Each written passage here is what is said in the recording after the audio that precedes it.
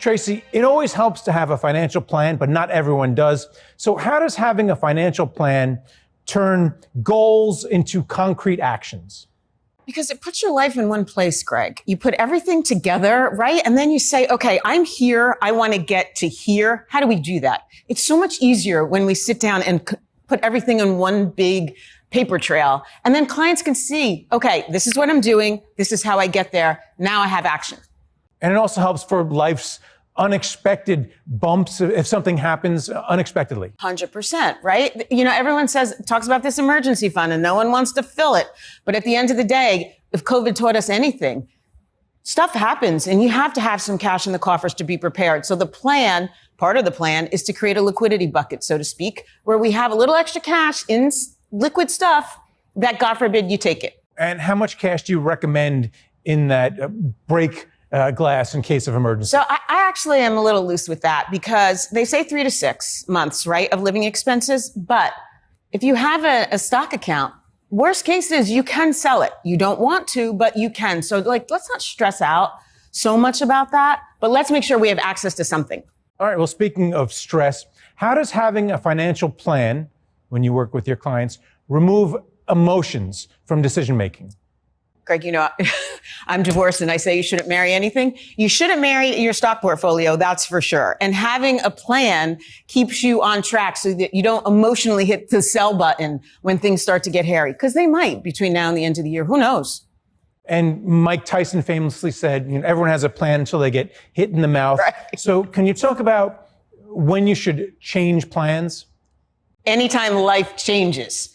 So your plan is personal to you. I think sometimes, much like we tell the kids to get off social media, we have to get off the news sometimes and focus on what's happening at our own kitchen table.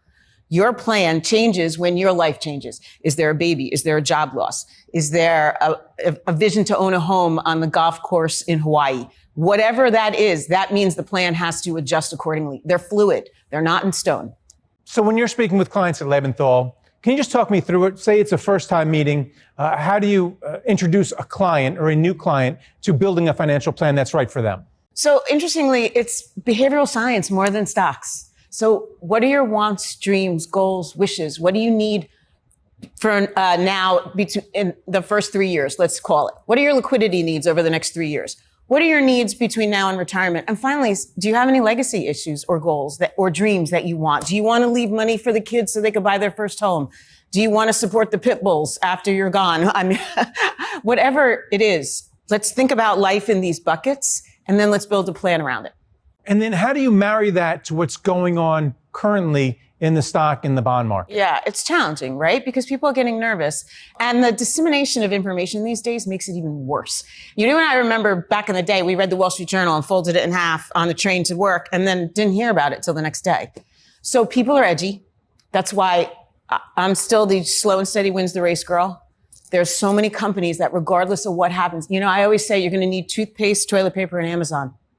No matter what happens in the world, we're still going to need those things. And so let's maybe not shoot from the rafters in the stock market. Let's maybe hang out with the players, the tried and true, and then you could sleep at night.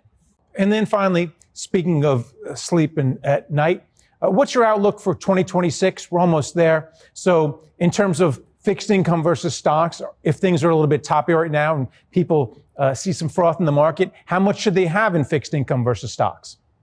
You know, you start with the old 60-40 portfolio, right? Your age in bonds. And then I think you figure out how you can sleep at night. If you're okay with it, I think 2026 is going to be okay. I think the underpinnings of this market are good. The problem is we get a lot of noise from DC, as you know. We get a lot of noise from overseas, geopolitically, things like that. And that puts people on edge. But look at what's going on out there. I mean, the consumer's still shopping. The Manhattan streets are full. So when you think about that, you know, I hate to have people miss the ride. You got to be in it to win it, they say, right? All right. Well, thanks a lot for coming on and talking about it. It's my pleasure, Greg.